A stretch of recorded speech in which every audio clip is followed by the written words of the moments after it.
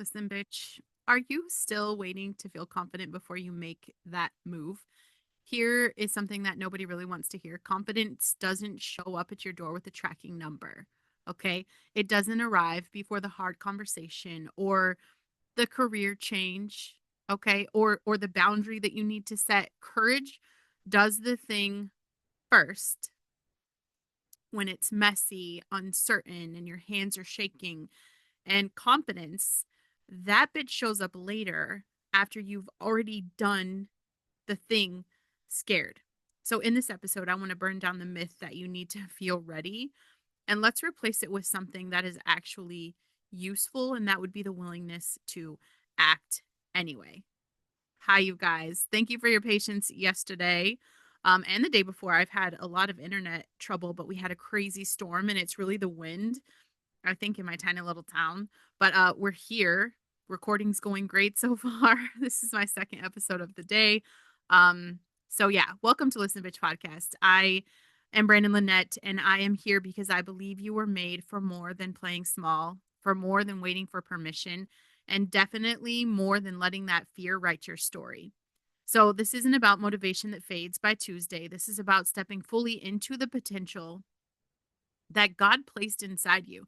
Even when it's uncomfortable, even when you don't have all the answers, you were called to something bigger. And I'm here to remind you that through every single episode. Okay.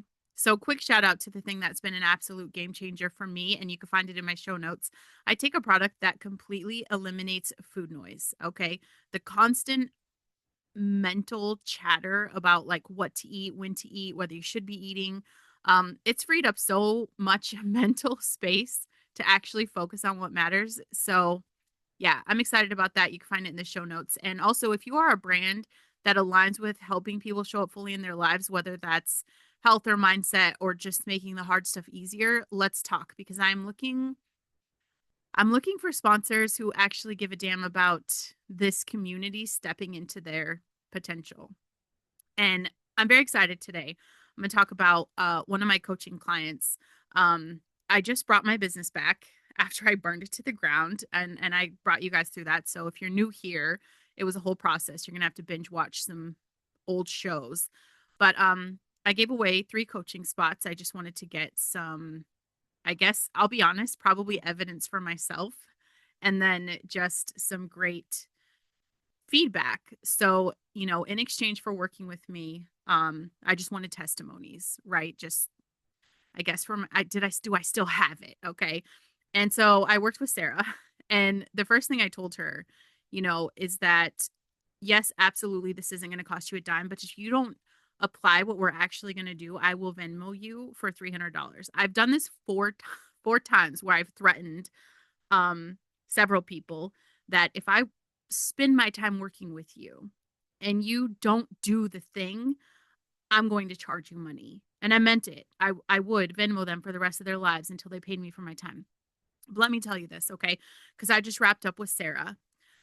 She's been sitting on a book idea for 3 years. 3 years. And one of the first questions I asked is like, what are you waiting for? And this is the thing. Out of her mouth, literally just, I just don't feel confident enough yet. Maybe I need to feel more ready. And the question is like, ready for what?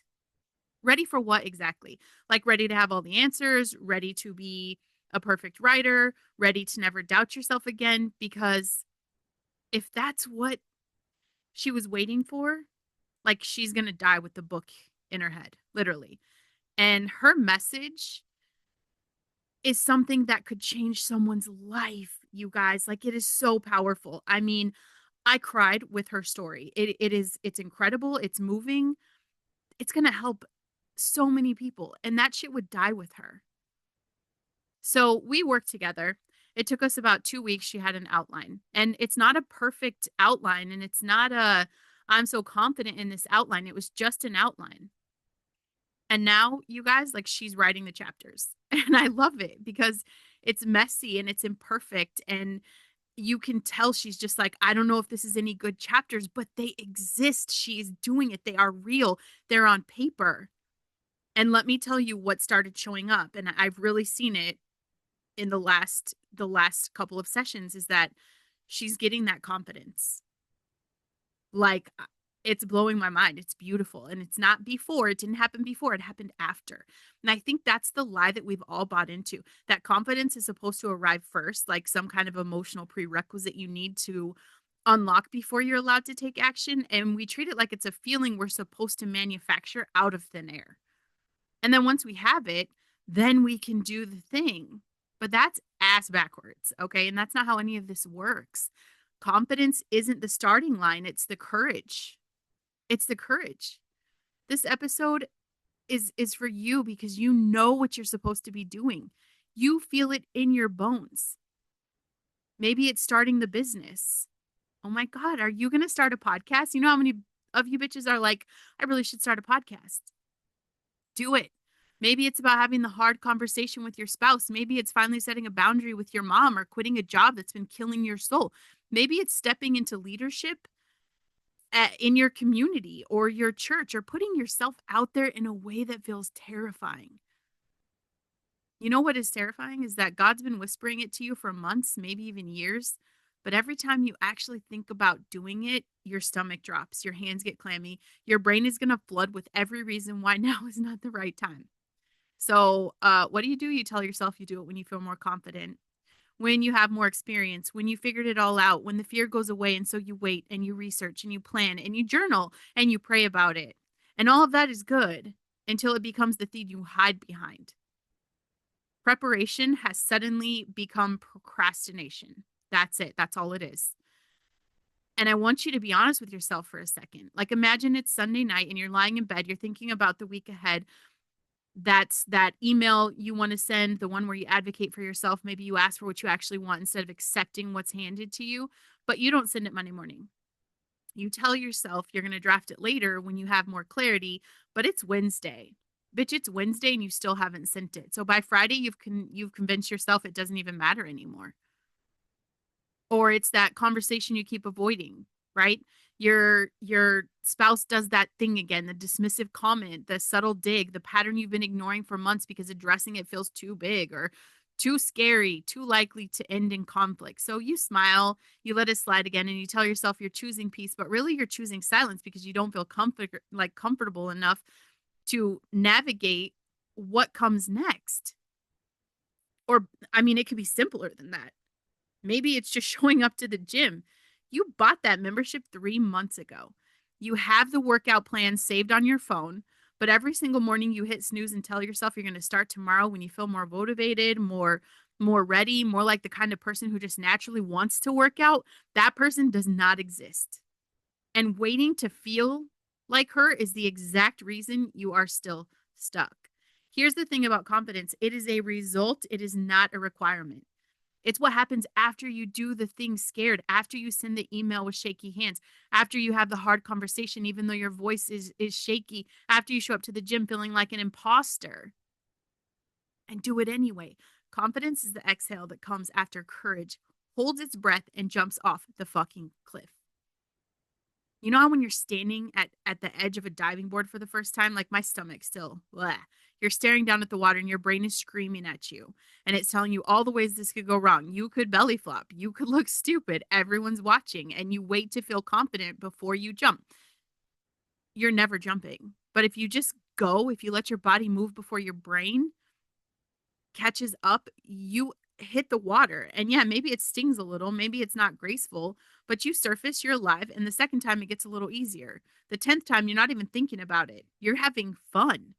That is confidence. And it shows up after the courage, not before. Jesus didn't call confident people. You understand? He called available people, messy and scared, the kind of people that have no idea what they're doing kind of people, you know? And he said, follow me. You think Peter was confident when he stepped out of the boat onto the water? He was human. He's terrified, but he did it anyway. And he started to sink, but that's not the point. The point was that he got out of the boat. The point is that he moved. God placed a calling on your life. He paid a price for you that you couldn't pay for yourself. And he didn't do that so you could spend your life waiting to feel ready. He did that so you could walk in the freedom and purpose that he already designed for you. But here's the catch. You have to walk. You have to move. You have to get out of the fucking boat. You have to jump off that diving board, and you have to act even when it feels uncomfortable, even when you're not sure, and even when the outcome isn't guaranteed, because it never is. But if you don't, like, you stay stuck. Stuck doesn't just feel bad, it's a compounding pain. Every day you don't get the thing gets bigger in your mind. And it goes from a conversation to the conversation, from a decision to the decision that will define your entire life. Like, you have built it up so much that now the stakes feel impossible. And the longer you wait, the heavier it gets. And I see this all the time with people that I work with. They'll come to me and say, I just need to work on my confidence first. Bitch, you don't. You need to do the thing you're afraid of, and then we can talk. Confidence isn't something that you build in a vacuum. You don't sit in your room doing affirmations until you magically feel bold enough to take action. You understand those things support that. I rely on affirmations. I rely on these words, but it's because I'm taking that action and I'm reinforcing what I'm already doing because I'm taking the action. That's it. You build the confidence by taking the action and surviving it. By doing it scared and realizing, oh my God, I didn't die. And pick one thing. Just one thing. Pick one thing that you've been avoiding because you're waiting to feel ready. Maybe it's a text you need to send, or an application that you need to submit, an appointment maybe that you need to make, the boundary you need to set. Brandon, it's that book you need to finish writing. Whatever it is, I want you to do it in the next 24 hours. Maybe I won't finish the book in 24 hours, but I could write some pages. Not perfectly. I don't want it done perfectly. It's not even about confidently. I just want it done. And this is the key. Like, you're going to feel super uncomfortable, and your brain is going to fight you, and it's going to give you every logical reason to wait. But what if I say the wrong thing? What if they judge me? What if I fail? And then you're going to say, maybe, but I'm going to do it anyway. Isn't it crazy? Like, we argue for our limitations, and we're constantly ruminating on what could go wrong when we could just as easily, like, focus on what could be right. You guys, courage is not the absence of fear. It's not feeling brave. Courage is feeling all of it, the fear, the doubt, the discomfort, and moving forward anyway. None of us know how anything's going to turn out, but none of us are stepping into our potential if we continue to let fear write our story. Sarah did not feel confident when she started writing her book. She felt terrified.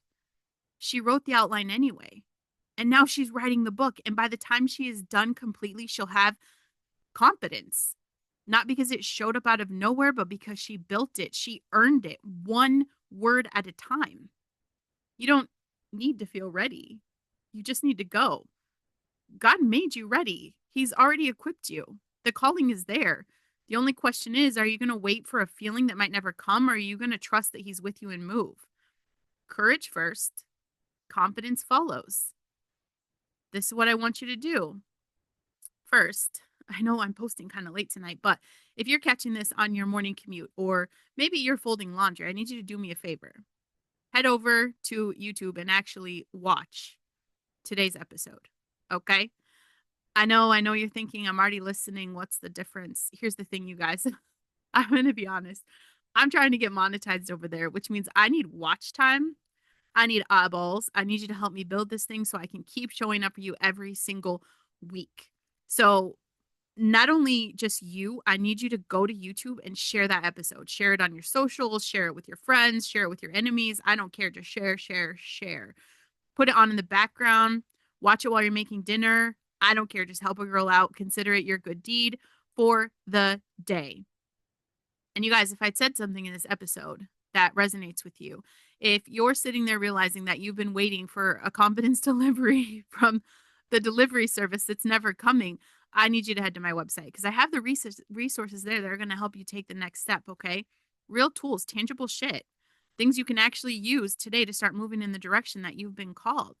And if you're, if you're in here and you know that you need more than a podcast episode, if you need someone in your corner who's going to call you out on the bullshit, hold you accountable, and walk with you as you step into who God actually created you to be, I want to talk to you.